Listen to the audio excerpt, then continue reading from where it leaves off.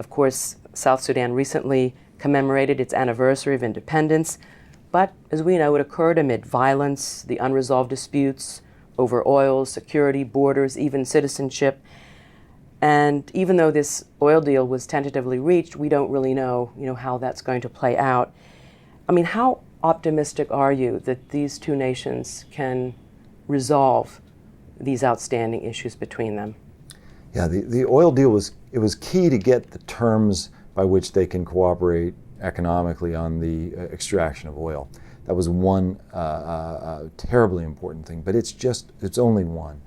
The other two big ones are, how are they going to determine where the border line is drawn, and how are they going to demarcate it, where there are huge deposits of oil and other minerals along that border. So you move it an inch north or an inch south on a map, and you're talking about hundreds of millions of dollars, maybe billions of dollars over decades. So the stakes are perceived by both parties to be very high on where that line is drawn. So they both have very strong views about where it is rooted in history.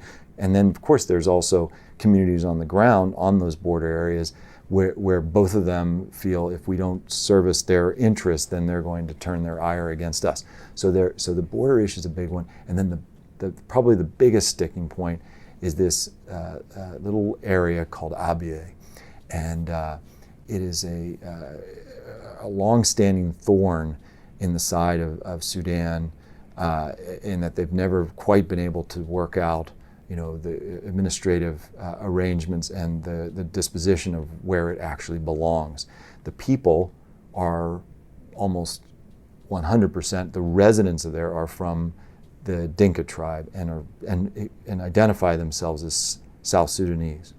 But there are pastoral communities, nomadic communities, Arab communities that go down every year and bring their cattle through this region and go all the way down to the big rivers and cross the rivers. And they believe that they too have a right to this area.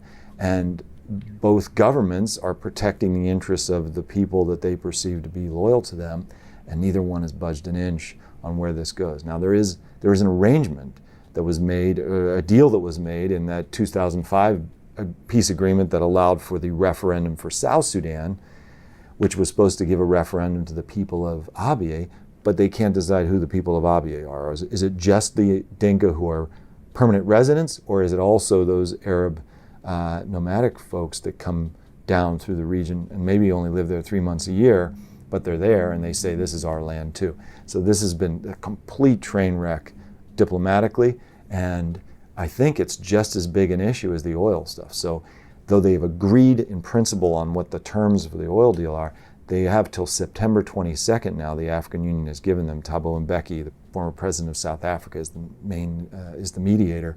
He's given them till September 22nd for an agreement to be reached on the border and the Abyei issues as well. And those are just as hard as the oil ones. So we're going to be in for a very difficult month and a half, 2 months of additional negotiation.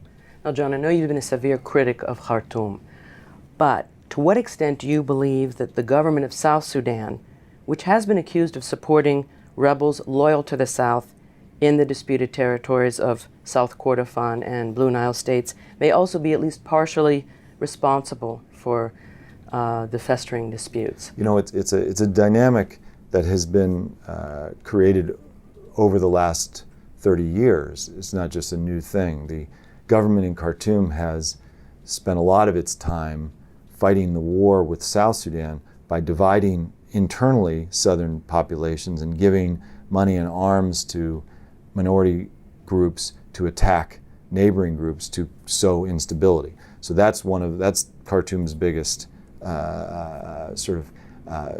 hidden policy when it comes to destabilizing its neighbor in the south. South Sudan has long alliances with the armed elements that were part of their rebellion during the 25-year war in the Nuba Mountains and in Blue Nile.